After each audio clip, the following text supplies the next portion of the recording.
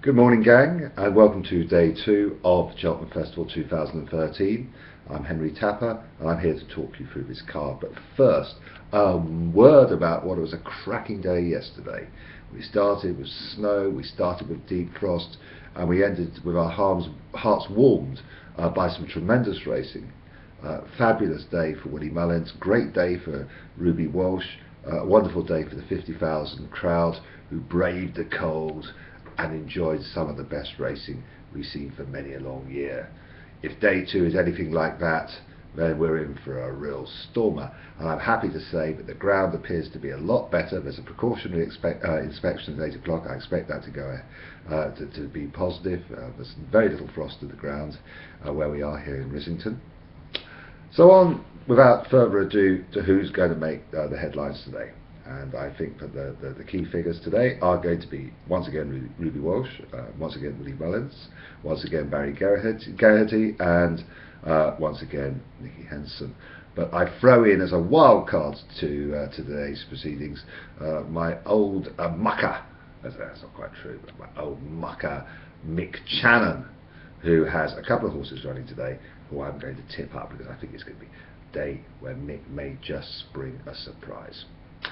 The first race, which is a novice hurdle, and I expect to see Rose of the Moon doing his thing for David O'Meara. Unexposed horse, good price, and out to lay low, Willie Mullins' favourite. Second race, can't see beyond Port Alexandre, absolute banker for the Irish. They've been steaming into it all week. I can see that horse turning over all the world. Third race, Union East, that's the horse for me.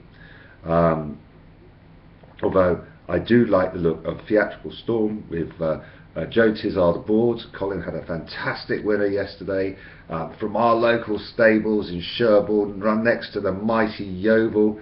Oh, what a shocker. We were 2-0 up at half time, drew 2-2 at home to Crawley. Could this be the end of our push towards automatic promotion? But that's another story. The fourth race is the Queen Mother Champion, and there is only going to be one winner of that horse race, provided that Splinter Sacra stays sound on the way around, which I'm sure he will do. But if you want to do an outsider, here's where Mick Channon comes in, running Summersby. I don't know why he's running Summersby, but Mick's a good man, and Summersby's going to go off for about 40 to 1. He's got form, and I think he's worth a little outside bet. Abbey Lane in the fifth. Willie Mullins' horse, not a particularly original choice. I think that he's nailed on actually on this one. If I was going to have an outside tickle, which I will, Urbane de Savola is the horse. Sixth race, Megalopos, not an easy one to say, not an easy one to call for the commentators, but the winner nonetheless for Barry Geraghty, making a notable double after he's already returned to the enclosure on Splinter Sacre. I would be looking for there to be a bit of a finish in the heat. I like the look of Tony McCoy's horse, and I like the look of Ruby's horse, Sapphire de Reux. But I think Megalopos is the one for me in that race. And finally the bumper, and I'm very sorry not to see Rebecca Curtis's horse, owned by, among others, my friend Eamon O'Connor, not making into the cut, but Le Bon Tintin is the one for me on this one. I know the favourite, but again, a horse which is hard to look past on Irish form. So running back through that, I think a day for the Irish again, punctuated by the odd flurry of brilliance from Nicky Henson and Barry Geraghty, with an outsider being Mick Channon's Summersby. Brilliant.